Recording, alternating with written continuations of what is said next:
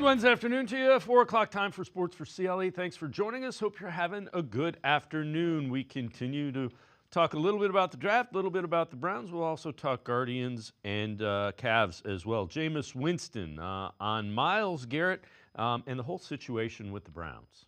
Anyways, I had to ask Myles, what? Tell me how you felt, because I was only there for 1 year. Right. And what I saw from the organization didn't seem like an organization that was deteriorating. Right. Now, I saw bad treatment of Deshaun Watson. I saw lack of execution from the offense. Mm-hmm. I saw me throwing away some games, But at the end of the day, I didn't see anything organizationally that showed them having a bad culture. So I just wanted to get the reflection from him. And he was like, Jameis, you've never been 0-16. 0-16. You've never been. Not once, but like twice, I think. I think the head coach. 1-15 and 0-16. Right. You can only have so many individual accolades, right? Like, what is your greatest accomplishment? Yeah, I'm all pro. Yeah, I'm the all-time sack leader. But Cam Jordan, you won a Super Bowl. Absolutely. You know what I'm saying? Fortunately, you had a lot of winning seasons, and you had a few opportunities that you were close Almost, to. you could smell the air. Yes, to achieving that. Right. But he never had a glimpse of that. I mean, never. Only 2 years he's been in the playoffs.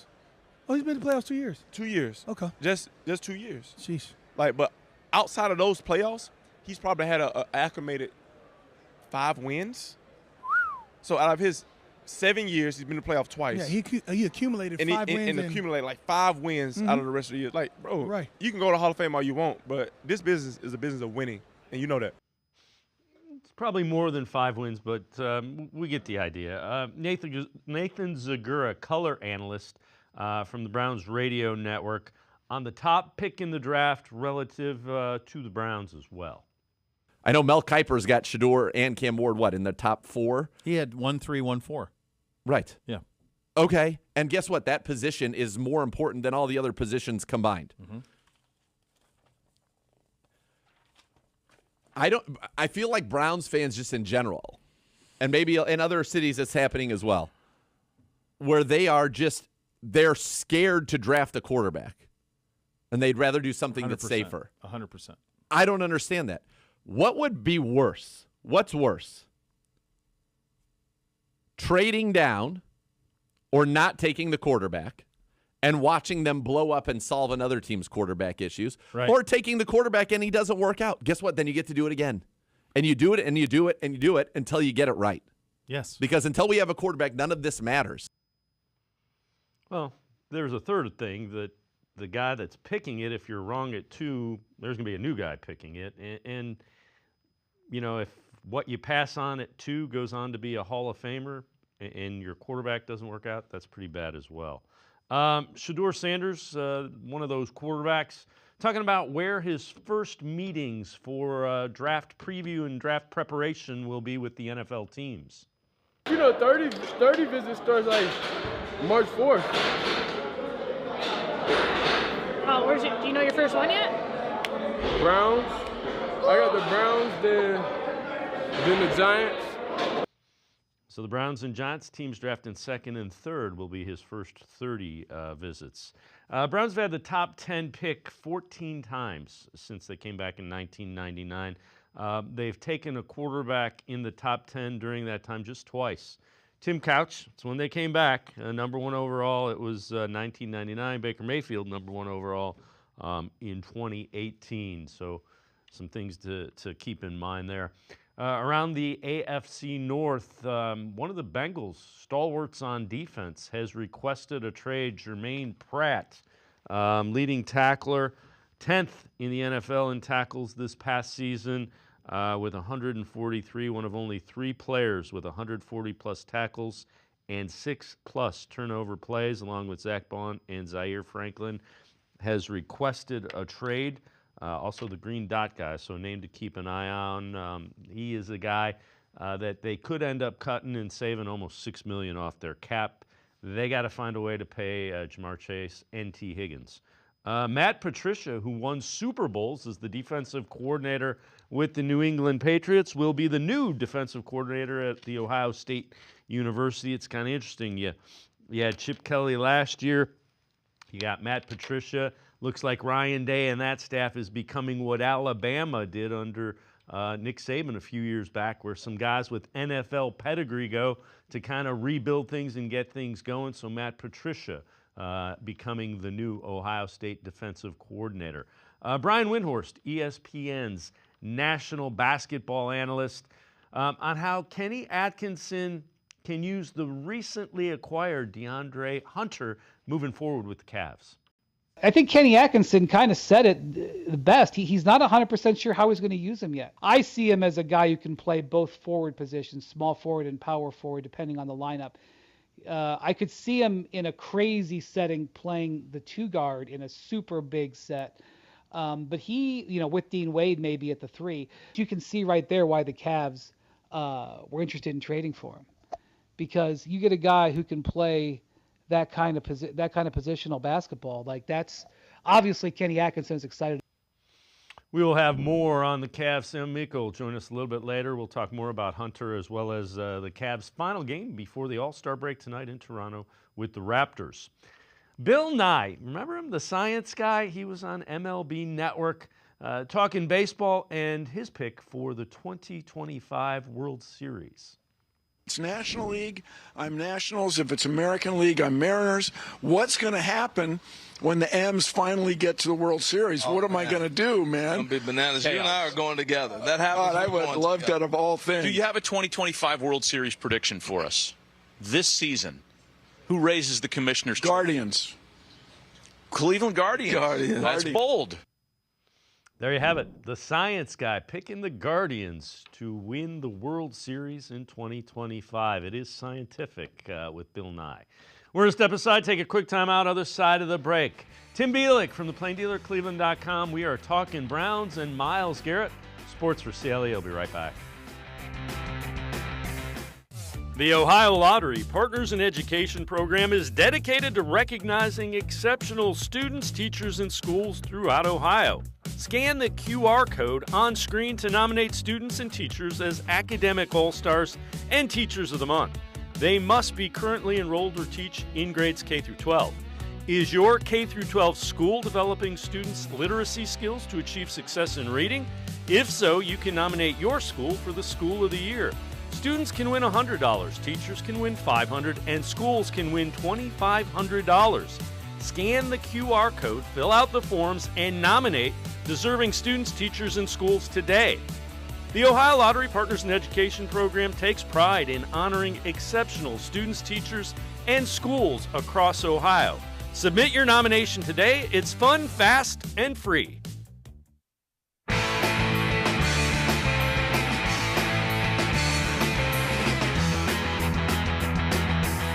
Sports4CLE continues. Let's head right out to the voicemail of Truth and Reason.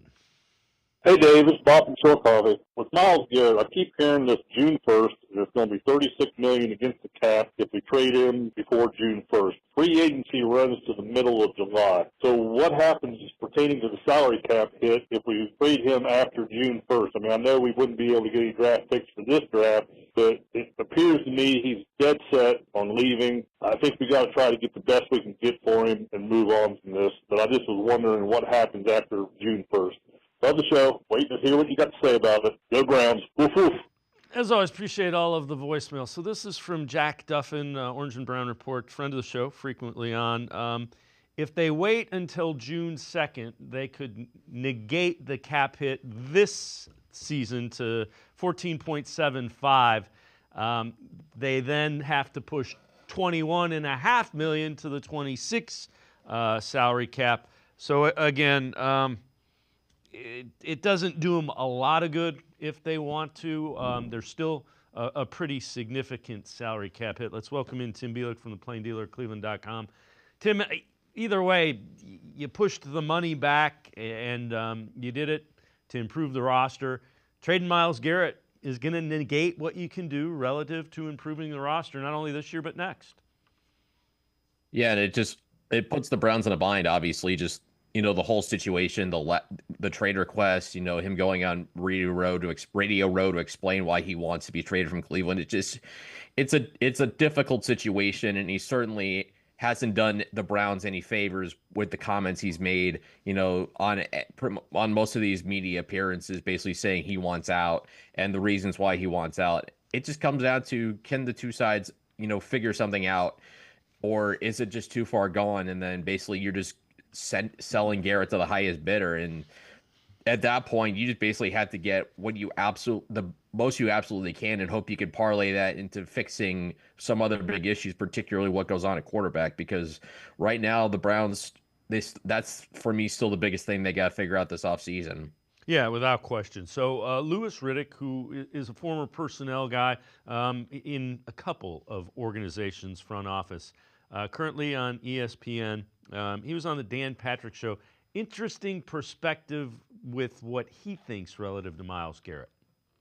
That situation has so many other tentacles, because I just get the feeling that Andrew Berry's not doing anything in a vacuum. He's being told what to do. But I would strongly suggest to the people who ultimately make that decision, if it wasn't just all mine on my own, I would say, hey, look, we need to consider moving him. Okay. Because we need help. And as much as that sucks, because he's one of the greatest players in the history of this franchise, we have to move him. And quite honestly, I would then want to have another conversation, Dan, which is how have we gotten to the point where a guy who we drafted and we developed here in-house, who is beloved in Cleveland, all of our fan base can't blame. They don't blame him. They would say they would want out too. How have we gotten to the point where our best players don't want to stay here anymore? Like that's an even bigger issue for them. That I don't know. Maybe Jimmy Haslam wants to have those conversations. Maybe he doesn't, but he needs to, because if he doesn't, good luck getting a new stadium. Good luck getting that fan base to rally behind you when you're alienating a guy who is a truly, one of the best pass rushers that this game has ever seen. Tim, it's an interesting question, and as I heard him say that, I'm like, yeah, that's a problem. And how did we get here? The Deshaun Watson trade didn't work. Yeah. Not only did it not work, just look where it put them. We all thought, this team had playoff aspirations, even Super Bowl aspirations, and 2024 went as bad as you could possibly have imagined. Not just the Browns going 3-14, but Deshaun Watson having the Achilles injury and then re-injuring that same Achilles, possibly costing him his entire 2025 season, and really just the offense just completely collapsing and really looking broken from almost the start of the season. And when you have that sort of thing, it just creates such a bad feeling. And to have a situation where you go from a team that's expected to compete for the playoffs to tied for the worst record in the NFL, you have the worst offense in the NFL, and you basically never had really any good play from that position. It's a trickle-down effect. When your offense can't stay on the field, then your defense is getting exhausted and they're giving up big plays. They're feeling like they have to play harder because they have to do everything in their power to keep them in the game, knowing they're not going to get much from the offense. So it's all a trickle-down effect from just bad quarterback play for pretty much most of the entire 17-game season. And you still got 2 years of that Deshaun Watson contract. You still got cap to maneuver for these last 2 years. I know they redid some of the deal to push out some of the cap down the road, but this is just the effect of what happens when you have that kind of a big miss at the quarterback. And it made some sense at the time. You could understand it, but for the Browns, I don't think you could have imagined a worse outcome than what it's been. No, I'm sure you looked at a worst case scenario, and it's probably worse than the worst case scenario you looked at when you made that trade. This is from ESPN.com. It's tiers of who's contending and who's rebuilding in 2025. And the Browns are in the stuck in QB purgatory tier with the Raiders, which is not the lowest tier. Average age of roster, 27.1. Salary cap space, they're 66.6 over. Now, they are going to push $50 million and roll over $50 million from last year, so that's not as bad as it looks. 9 projected draft picks. And what's next? Where do you start? Browns face critical offseason. That's an understatement. Roster is void of a viable quarterback option. Myles Garrett wants a trade. The pressure is on after a 3-win campaign. A roster that entered 2024 as the league's top 10 greatly underperformed, and it leaves the Browns floating between rebuilding and resetting. Right there, that in a nutshell is what it is. They have to take a realistic look and a hard look and say, how bad is our roster, and is it as bad as 3 wins, or did we woefully underperform? Who can bounce back and who can't? And you got to be right. If you're not right, there's going to be a new regime in here. Yeah, and I think when you look at just how badly 2024 played out, I think it goes back to like what I was saying earlier. The offense was bad and the quarterback play was the worst in the NFL. I think if you look at one of those advanced stats people talk about, expected points added per play, the Browns had the two worst quarterbacks in the NFL in that department, and Dorian Thompson-Robinson, who was the worst, and then Deshaun Watson, second worst, and then Jameis Winston, who was the best of all of them. I think he was still a slight negative in that category. He was outside the top 32 of guys that played at least 100 snaps in 2024. So when all three of your quarterbacks are on average taking away points per game, I think Dorian Thompson-Robinson is about negative 0.36. So on a 3-and-out, he's costing you a point, basically. And, I mean, putting them in quarterback purgatory is pretty much right. I mean, the fact that the play was just so bad from the position, particularly, the first 7 games when Deshaun Watson was playing, that they couldn't get above 20 points. They just couldn't move the ball against anybody. Bad defenses like the Raiders and the Bengals were shutting them down for the beginning part of the season. Like I said, it's a trickle-down effect. And just the fact that the offense was so broken, again, worst scoring offense in the NFL, worst in net passing yards per attempt last season, you got to fix the offense. I mean, when you have one half of your team that is completely non-functional and the offense was just non-functional in all of 2024, you're just not going to go anywhere. Yeah, the offense, without question, historically bad, needs playmakers, may need some offensive line help, and definitely needs a quarterback. One thing Browns fans know is quarterback purgatory. They've been there since the franchise came back in 99, minus probably a year and a half with Baker Mayfield. Tim Bielik and I are going to step aside, take a quick time out. We're going to talk about what the Browns do at quarterback coming up. Sports for CLE. I'll be right back.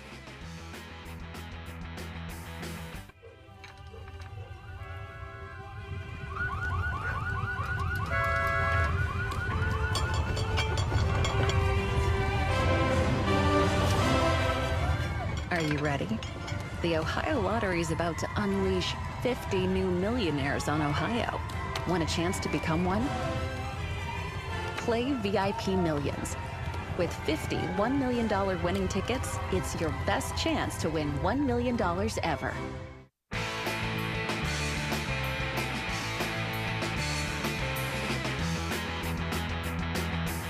We continue talking Browns with Tim Bielik from the Plain Dealer and cleveland.com. Let's head back to the voicemail of Truth and Reason. The Browns are always good when they get older quarterbacks, like Joe Flacco. If you go sign Aaron Rodgers, he's going to get to the playoffs because he's an oldie and he's been in the NFL for so long. But he could still make you go to playoffs. So go get Aaron Rodgers, go get Joe Flacco because he's really good, and then draft Shedeur Sanders. That's the 3 quarterbacks you need. And sign Jameis Winston to an extension contract. You need 4 quarterbacks on your roster to see which one would make you go to playoffs. Tell me what you think. Thanks. Go Browns. As always, appreciate all of the voicemails. Tim, I don't know about you. Aaron Rodgers is going to want to run his system, and Joe Flacco, I think that ship sailed. I agree. You need to get a veteran, probably 2. And then go draft somebody that you like. I'm not sure you want to do that with number 2, but I think it's probably down. The most likely veterans are, in my opinion, are Kirk Cousins and Daniel Jones. Yeah, and I mean, I think that those are the 2 names that were linked to the Browns right before the Super Bowl. I think it was Tom Pelissero who, brought those 2 names up as guys that are most, that would make the most sense for the Browns. So you need a bridge quarterback to take you to the next one because they pointed out, that caller pointed out that most of the success they've had of quarterbacks has been from older guys. Aaron Rodgers, I agree with you, really doesn't do a lot for me. I mean, he's coming off a bad season in 2024, and you bring him in, you're basically bringing him in with his idea that they're going to win, that you got to win now, and you got to bring some of his guys with him. And Joe Flacco, I think, what he did in 2023 was sensational, but I think we also have to understand the underlying analytics behind that. He was outperforming those, and they were winning despite some of those bad metrics, and then the playoff game was just kind of a regression to the mean there. So those 2 for me would feel like just no-goes. So yeah, it feels like Cousins and Jones just make the most sense, and then you have to hope, if you're the Browns, that you find that you really like one of these top 2 quarterbacks, and then that one guy who falls to you. In best case scenario, you love both of them, and then you just take whoever's there for you, number 2. Todd McShay, it used to be ESPN's draft analyst, now a draft analyst with The Ringer, has a show talking about what he has seen from Shedeur Sanders on tape. Everything is chaos. Love how he stays calm under pressure, but needs an offensive coordinator in the NFL that's going to work to speed up his clock and force him to play within the construct, because he is truly the best pure passer in this class in terms of his. It's an interesting dichotomy, and I've got pages of notes on him because, going through all the different games. The interesting dichotomy in Shedeur is and there's two parts. He scrambles so much. He extends plays. He's creative, right? But he's not an elite athlete, okay? No. So I worry about that at the next level. Is he going to be able to extend plays at the same rate or with the same effectiveness that he does? And the second part that's hard to explain, I'm going to try to do it here. His instincts as a passer are brilliant. There was one play, play 60, for whatever, anyone out there is a lunatic. The rush is bearing down. This is against Utah. Rush is bearing down on him, but he senses a receiver cracking open down the seam in the middle of the field, okay? And the pressure is like right in his face, and like almost no look, just flings it. Snaps it off. Doesn't have a great arm. Has an adequate NFL arm. But he snaps it off, and he gets it down there. Tim, when I listen to, the more I listen to, I'm kind of liking Shedeur Sanders. Give me an instinctual guy, because he's going to be able to process what NFL defenses are doing. That's what, when you talk about somebody that is instinctual, that's what it means to me. He's going to be able to process what NFL defenses are doing more so than a guy that is not instinctual. That definitely, I think that plays a big factor in quarterback evaluation. That's a big reason why I've had Shedeur ahead of Cam Ward throughout this entire process, and he's probably going to stay there.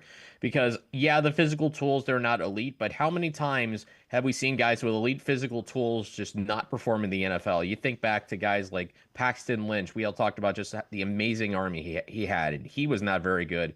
Anthony Richardson, I know it's still early on him, but he's got a lot of work to do. Those are the first two guys I think of when I think of those uber athletic quarterbacks that just didn't pan out for whatever reason, whether it was just elite athleticism or high-end arm, which Lynch had.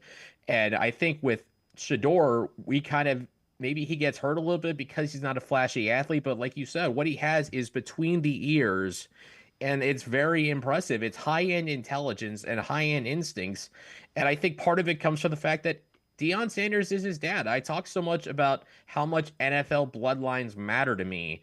And if you have it, obviously, if your dad was Deion Sanders, you have a pretty good understanding of how football works. You grew up in that lifestyle where your dad was playing for a long time. So it makes a lot of sense that Shedeur is a very smart quarterback. You can see that in the way he plays, and he thinks well. So many times we think about the physical tools of the quarterback. We underestimate and I think undervalue the mental side of the game. And for me, that's where Shedeur just has a notch above everybody else in this draft, is he just thinks it at a different level.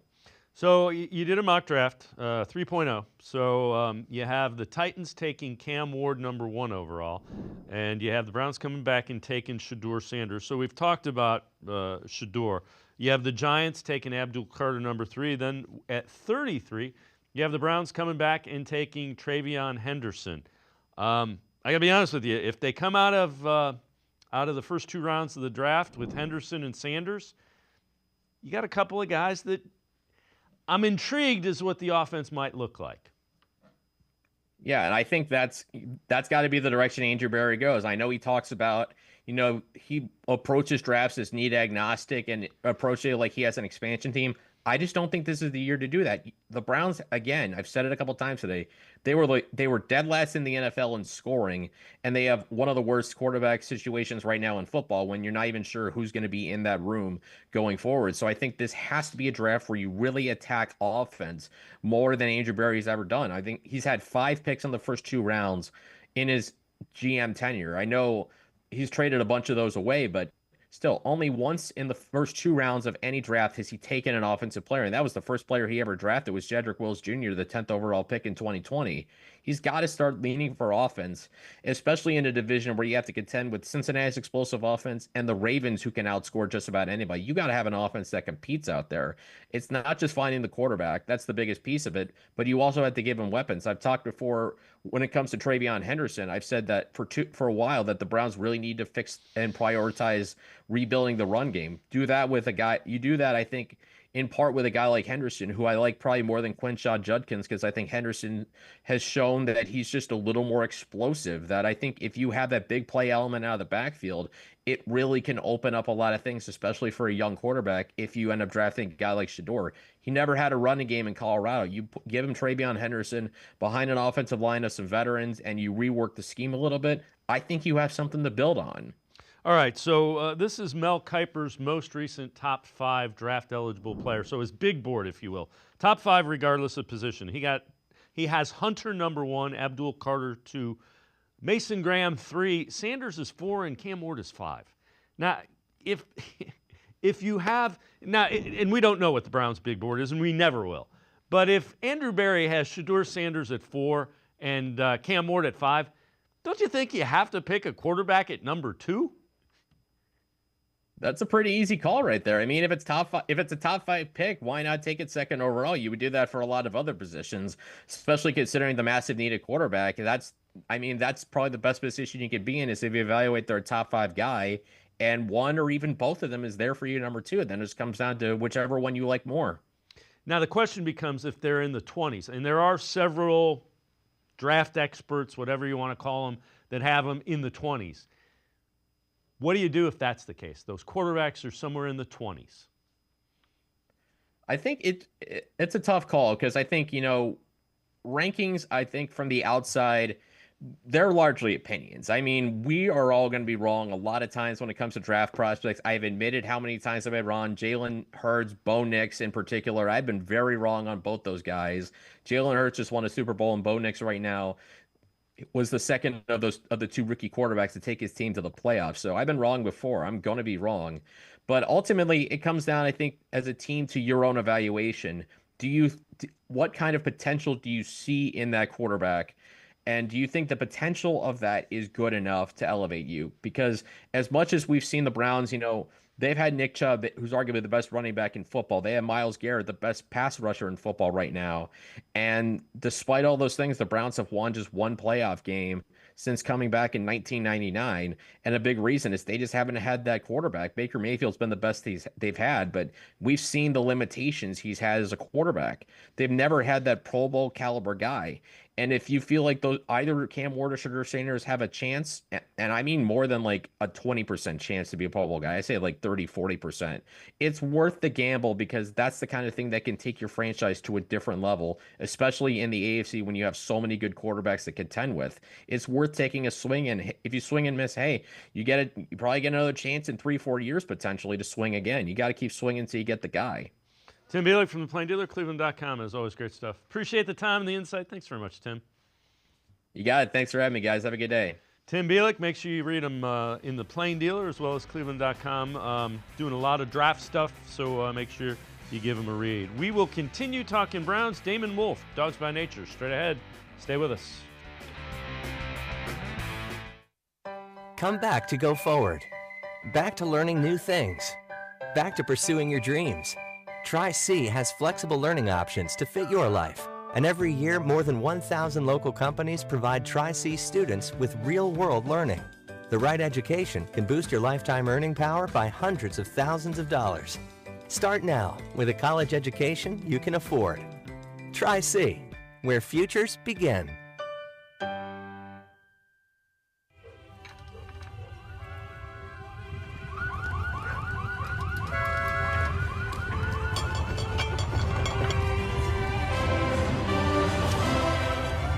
Are you ready?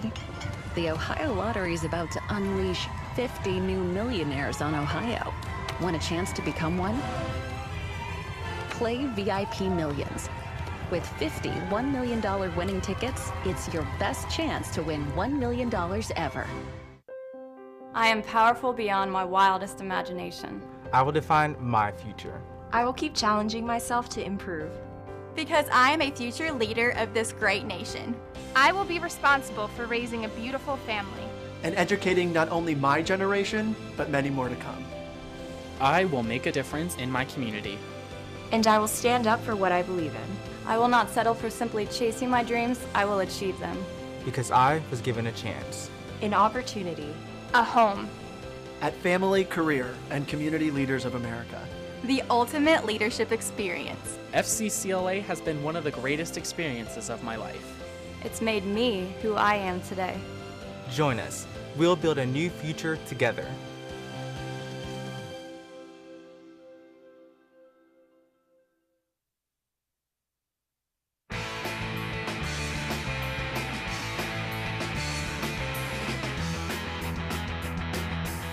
We continue talking Browns on Sports for CLE. Let's head back to the voicemail of Truth and Reason. Hey, Dave, Frank from Cleveland. Back to the Myles Garrett thing. He wants to be traded to a contender, so when we get back in draft picks, it's going to be late in the first round, which is a crapshoot. So I would say I demand 2 impact players and 3 first-rounders if I'm going to put you over the hump to get you to the Super Bowl. But no way, man, any walk for just draft picks to a contender. I don't think so. And one more thing, can we use the franchise tag on Garrett after his contract runs out? Thank you, Dave, for taking the call. Love you, brother. Be safe, you and the family. God bless you. As always, appreciate all of the voicemails. It's relative to the years of service he has. They may not be able to franchise tag him.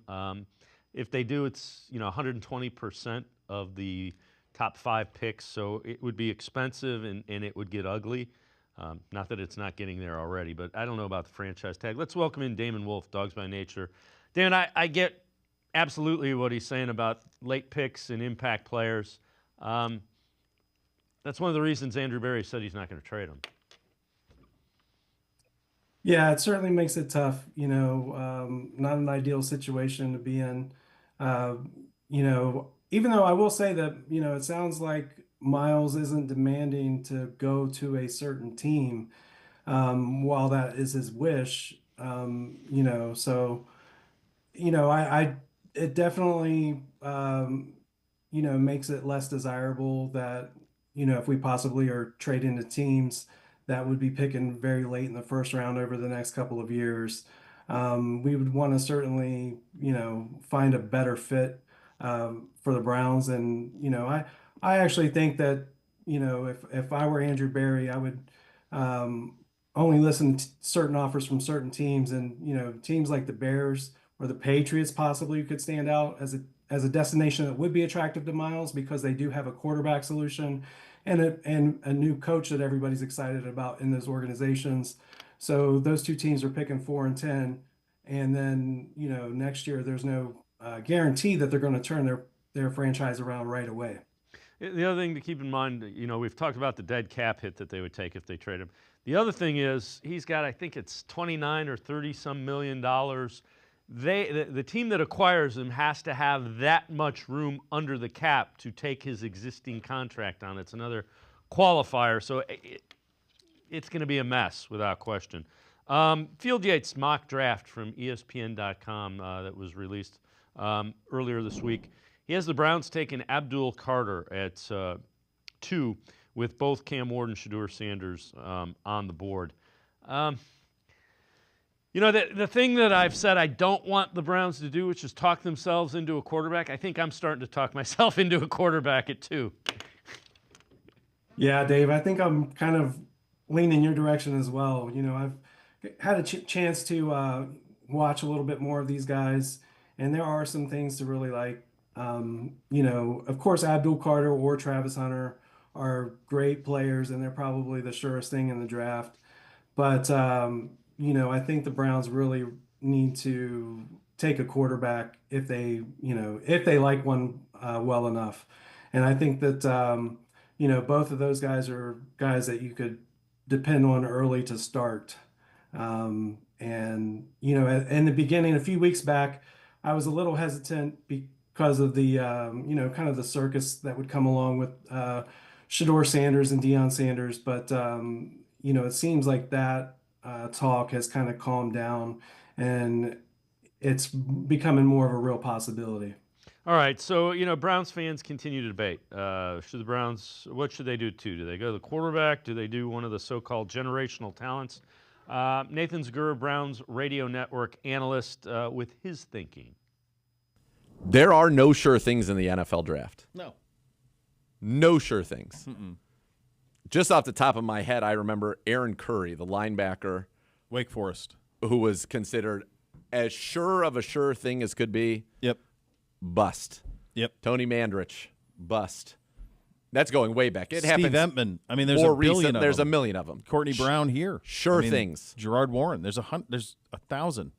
Because forever you can do it. There are no Robert sure Gallery. things. Robert Gallery. There are no sure things in the NFL draft. The hit rate in the first round is like 50%. And that's regardless of position. So there are no sure things in the draft. So you can't say, oh, it's a safer pick to not take a quarterback because they're more. No, it's not. There are no sure things in the NFL draft. But there is one 100% sure thing in the NFL. An absolute truth. If you don't have a quarterback, you cannot win. And Damon, nobody knows that more than Browns fans. Absolutely. And, Nathan makes a very compelling argument there. And it's one that, I agree with, so long as the Browns, in their assessment of these two quarterbacks, believe that one of them can turn the franchise around and be that guy, or think that they're worth at least taking the shot on. Abdul Carter and Travis Hunter are there as well, but quarterback, you can't afford to just sit on your hands and not take one if you like one. Yeah, again, if you feel one of these guys can be even a 5 or 10 year starter in the NFL and be average to above average, you got to take him because there isn't one right here on this roster. All right, I know you wrote an article before I let you go. Reasons for optimisms for Browns moving forward. Take us through that. Yeah, well, basically, the article, the premise was that, the Browns probably aren't as bad as the disappointing season that they had last year because we're only 1 year away from the 11-win season. So I get that the roster's aging and, we had some regression in certain aspects from a group of players on the team. But, according to Tankathon right now, the Browns have the most assets or the highest value of assets in the entire draft. And also an interesting piece to this is that the Browns are also going to be second in the waiver wire claim until week 3 of the regular season. So that ought to be able to help them as well, add a piece here or there that can really improve the roster and depth overall. So that, and then also, I know everybody's saying the sky is falling and that they can't trade Myles Garrett. And I certainly do not want that to happen. But I believe that they could make a few moves to do that based on, and I go through the scenarios based on over the caps numbers inside the article. And we would essentially have to move on from 3 players that, ultimately with the draft picks you would get back, I think you could move on pretty quickly replacing those 3 players. Who are the 3?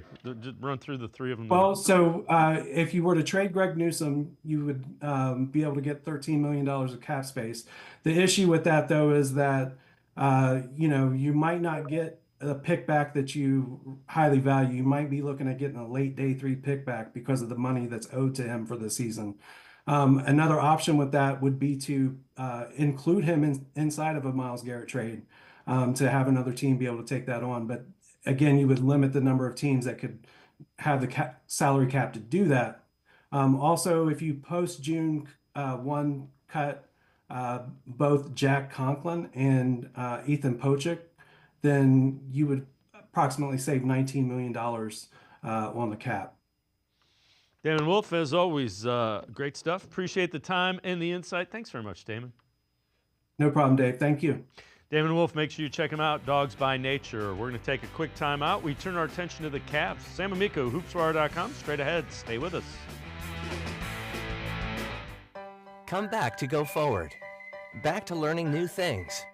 Back to pursuing your dreams. Tri-C has flexible learning options to fit your life. And every year, more than 1,000 local companies provide Tri-C students with real-world learning. The right education can boost your lifetime earning power by hundreds of thousands of dollars. Start now with a college education you can afford. Tri-C, where futures begin.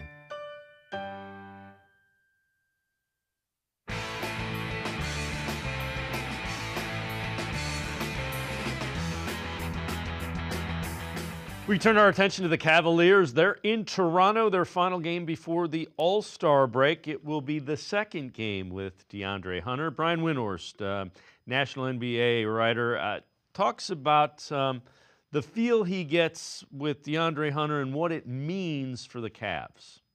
It's a message that they believe the team can win the whole thing this year. I do not think they're the favorite. I don't think they're the favorite in the East, in my opinion. But they can do it, and that's why they made this trade. To win 4 playoff series, and really I want to talk about winning 3 playoff series, because before I talk about winning 4, you got to try to get out of the East. Right. You got to have a lot of different options you can go to, and that's one of the things Kenny Atkinson has done really well this year, in my opinion. He's really worked on using different lineups. You know, there have even been times, as you know, Chris, where he's gone with Jalen Tyson in the starting lineup. Right. So to work on being able to manage certain things, and so this gives him an opportunity to match up better. You know, there will be times when he may want to play with one big, and Dean Wade's out right now. Dean Wade's out. There may be times where you want to play with one big, and you'd want to have Strus and Hunter out there, because Hunter is big enough that he, depending on who you're playing, you can have Hunter guard Jason Tatum. Let's welcome in Sam Amico, hoopswire.com, Full Court Cleveland. Sam, I know you wrote an article about Hunter's first game, the win over the Wolves. What do you think of his fit? What does Hunter do for the Cavs? Yeah, that's basically it. That's why they went out and got a guy, because they needed somebody who could play small forward and power forward, has the athleticism and the strength to play either spot, is a 3-and-D guy. Coming to Cleveland, when he was with Atlanta, he led NBA bench scoring at 19 points a game, led NBA bench steals. So that gives you an idea. This guy is a fantastic two-way player, was having a career year in Atlanta. 3 games. Well, the Hawks beat the Cavs twice and lost to them once, but in all 3 games, DeAndre Hunter was a Cavs killer. I mean, he just came in and the first 2 games when the Hawks won really killed them off the bench and gave you an example of the things he can do, which is hit outside shots, hit mid-range shots, and defend the opposing best player 1 through 5, really.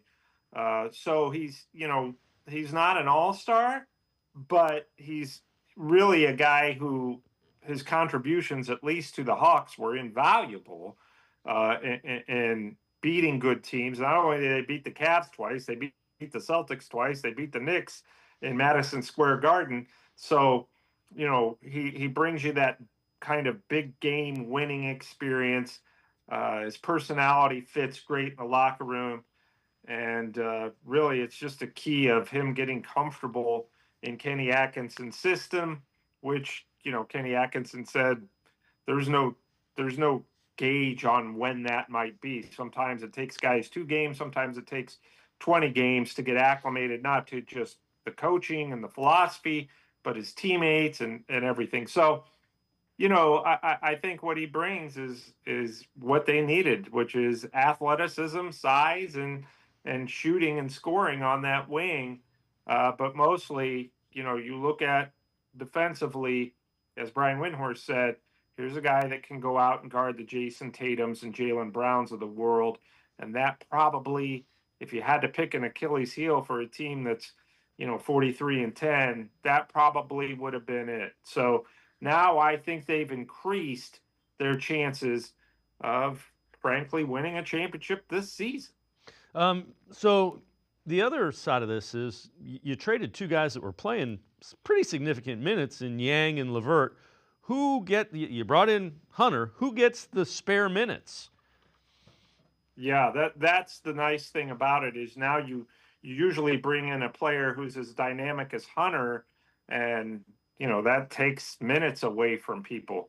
Well, the Cavs traded two guys who were getting pretty good minutes, as you just said, Niang and LeVert. So who's going to get those spare minutes? Right now, look, the Cavs have to sign somebody within the next week by the 20th of February. They're under the NBA roster limit. They only have 13 players. You have to carry at least 14. They can sign two guys. Now that might be somebody to a 10-day contract that counts. But until then, to answer your question, I'm assuming it looks like right now, the likes of Jalen Tyson, who's a rookie, who's been playing well when he's out there. He's giving you energy and rebounding and hustle and heart. He probably will get some of those minutes. We've seen Craig Porter Jr., second-year point guard, or actually plays really both guard spots, even though he's built more like a point guard. He's been giving them some good minutes. So I think they're content, and obviously they haven't had Dean Wade and Isaac Okoro. Those guys are probably ready, but they're going to hold them out till after the All-Star break. I think that those minutes are going to be equally divided up. And the nice thing, again, if you're a player, yeah, we brought in a new guy who's really dynamic, who can do all these things. What's it mean for me? Well, right now, the odds are it means more minutes for you, because the Cavs gave up two guys for one. So, they're gonna sign somebody here, I'm sure, soon. But in the meantime, with the injuries and everything, there's going to be plenty of minutes to go around. In the obvious thing, I guess, would be a front court guy. Who do you expect? Who are some names that you think could be possibilities that might fit? Obviously, you're not going to get a big name because there's not a huge role for him. It's come in and we might need you for 10 minutes. Well, right. It's gonna have to be somebody who's willing to take, obviously, a veteran minimums deal or a 10-day deal, much like Marcus Morris did last season. You saw that he signed a 10-day deal. I believe that was like March 11th, and then after those 10 days were up, he did well enough that the Cavs ended up signing him for the rest of the year to a standard contract. I suspect that's going to be the route they take. And I do think that they're going to, the focus here is going to be on a big guy, whether it's a power forward or center type, somebody who plays near the basket that can help relieve Jared Allen and Evan Mobley. It's very rare for a buyout contract player to move the needle much. The big names who have already decided to go elsewhere on the buyout market, as far as the Cavs were concerned, are Daniel Tice and Alex Len, who went to the Lakers, and Tice is going overseas. These are guys, there's a reason they get bought out, right? They're not playing much.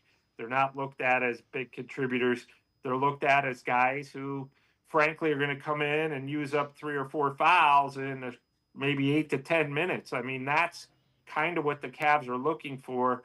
And I think that you can go about that one of several ways. The nice thing, if you're the Cavs, is they're going to potentially get a veteran guy who's on the free agent market, who is willing to sign a 10-day contract or a veteran's minimum contract, simply because this individual would feel like, well, I'm going to a good situation. Maybe I got a shot at a ring here. So that's primarily what they're looking for. I think that the idea that they're looking at right now is, we have the All-Star break.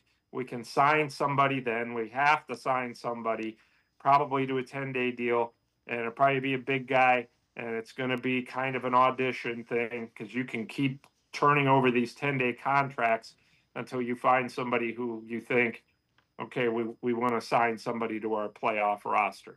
All right, so Cavs play final game before the All-Star break today against Toronto, in Toronto. 3-0 against the Raptors this season. They can sweep the season series, first time since 08-09. What's impressed you? I mean, they're halfway over the season. What have you been most, there's so many things to be impressed by. What has impressed you the most about the Cavs before the All-Star break? I would say Darius Garland. And you're right, Dave. There's so many different things you could pick from. as a team. Obviously, the coaching of Kenny Atkinson, the rise of Evan Mobley, the fact that they're 43-10, I mean, there's so many things. But to me, if one thing stood out to me, Darius Garland's having a career season. He came off that rocky year last year in which, we heard all the trade rumors over the offseason. Most fans, I don't want to say most, but a lot of fans were like, yes, trade him, go out and get Brandon Ingram or somebody. But he's just been dynamite. If Darius Garland has a bad moment here or there, it's a surprise. He has been knocking down outside shots. He's been running the offense without committing a bunch of turnovers. He's really been the engine that's made this offense click. If you didn't have a reliable point guard, 43-10, and all this stuff that we're seeing with the high shooting percentages wouldn't be a problem. It's odd. It's a guy who's as talented as Darius Garland, who's frankly getting to wherever he wants on the floor, has to be pushed by the coaches to shoot more. And he's being very unselfish, very productive, and it's good to see, frankly, because he had such a rocky year. He said this about being named an All-Star. He said, last year at this time, I had my jaw wired shut with a broken jaw. I couldn't eat. I couldn't talk. And I was wondering what the future would hold. So the fact that he's where he is now, to me, has been really kind of the understated story for them of the season. It's all been great. But to me, if you had to pick a 1A above all this one, it would be how Darius has rebounded from a difficult season last year. Yeah, without question. Good for him. Sam Amico, as always, great stuff. Appreciate the time and the insight. Thanks very much, Sam. All right, Dave, thanks so much for having me, and we will talk to you soon. Sounds good. Sam Amico, make sure you check him out, hoopswire.com. He is also the co-host of Full Court Cleveland. First episode, take a quick time out. We turn our attention to the Guardians, getting ready for pitchers and catchers' first workout tomorrow. Paul Hoynes, Guardians beat reporter from the Plain Dealer and cleveland.com, straight ahead. Stay with us. Full Court Action is a half hour devoted exclusively to men's and women's basketball from across the Mid-American Conference. Hello, everybody. I'm Dave Bacon. Join me at 6:30 Tuesday nights, and we'll meet the coaches and players from the Mid-American Conference who are making an impact in basketball. Full Court Action will spotlight the top plays and performances from all across the Mid-American Conference with some historical action as well. Catch Full Court Action Tuesday nights at 6:30 on Rock Entertainment Sports Network.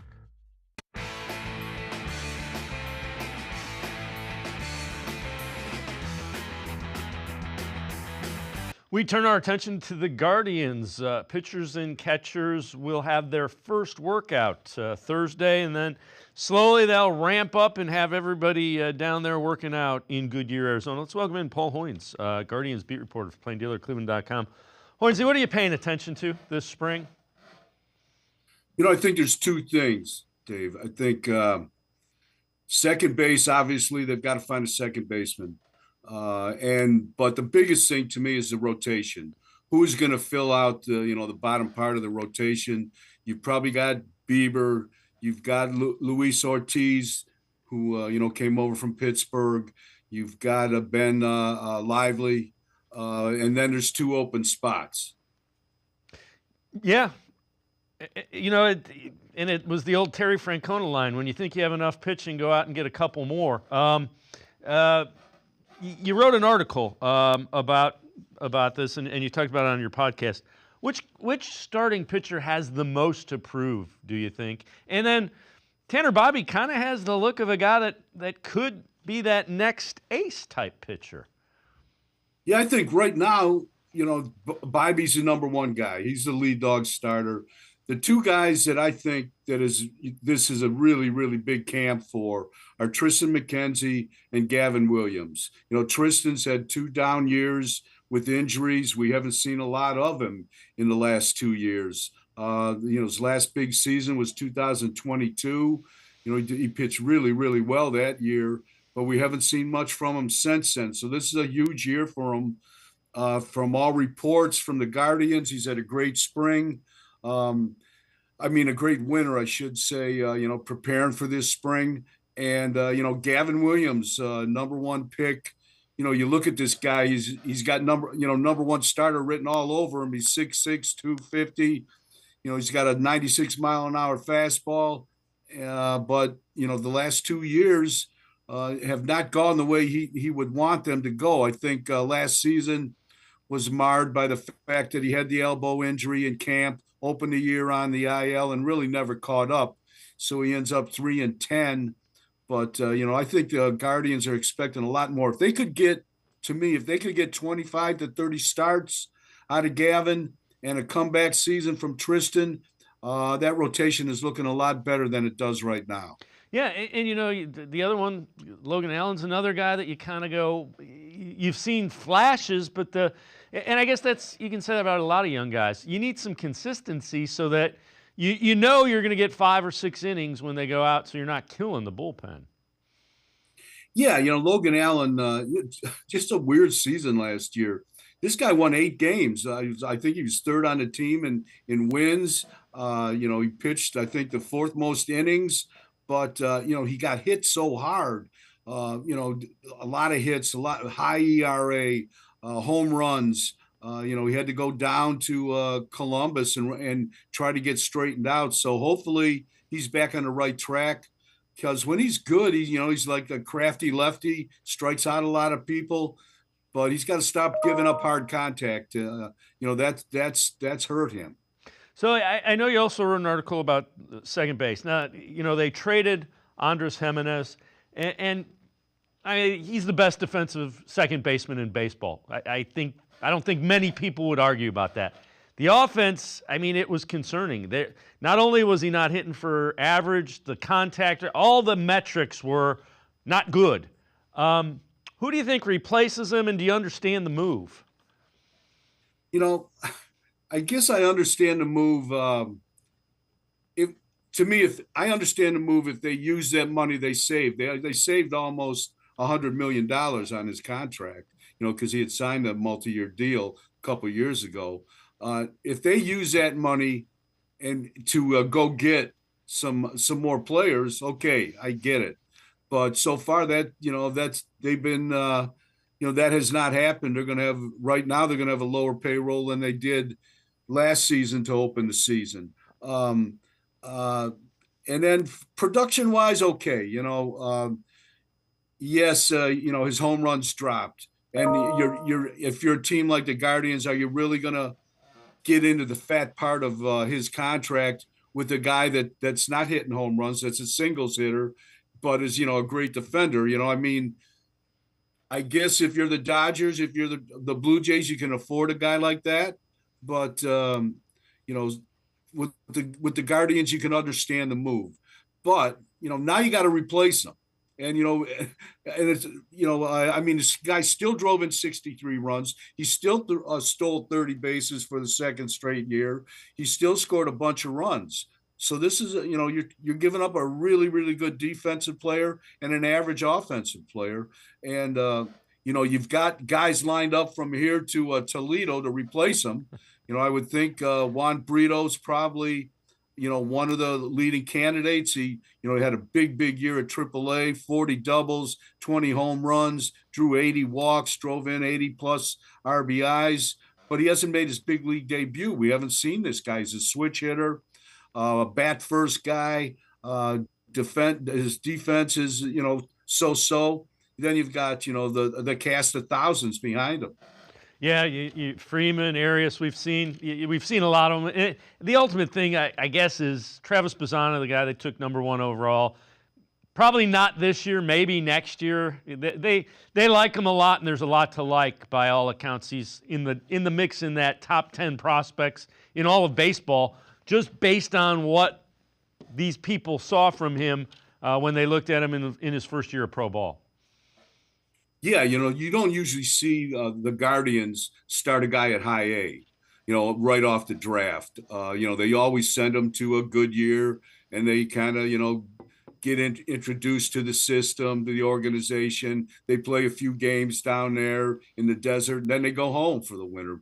But they sent Bazzana right to double A ball at Lake County. He helped them win the Midwest League Championship. He played for Australia in a big, international tournament over the winter. But like you said, Dave, I just don't see them, pushing him. That's not their style. Even a guy like Lindor, obviously Lindor was a high school kid.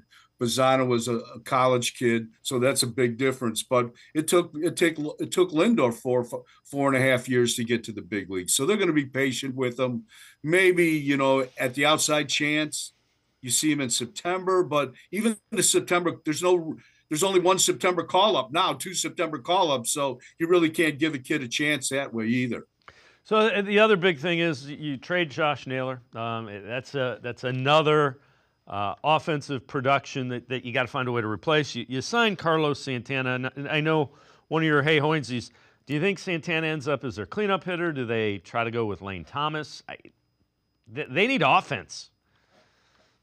Yeah, they definitely need some offense. It's hard to replace 31 home runs, 108 RBIs from Naylor. Santana will fill some of that, but the guy's 39. He's going to play at 39 years old. The tank has to run dry at some point. I love Carlos, switch hitter, and really an underrated player. He ranks 6th all time on Cleveland's home run list. This is his 3rd time around with the Guardians/Indians. I think he loves it here. I think he'd like to finish his career here, and hopefully that rejuvenates him. But somebody else is going to have to hit some home runs, drive in some runs. Guys like Kyle Manzardo, Bo Naylor is going to have to step up. They're going to have to get some. And Lane Thomas, a full year from Lane Thomas, I think is going to help. I know you talked about this on the Cleveland Baseball Talk podcast. Does Chase DeLauter have basically a clear runway for right field now?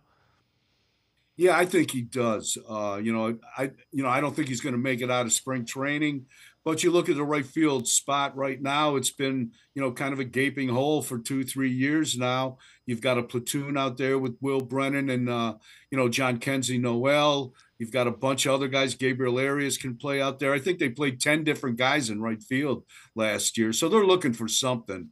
If DeLauter can stay healthy, that's his big concern. He has foot injuries, hamstring injuries, but we saw him last year in spring training. He hit .520, and you can get fooled in spring training, obviously.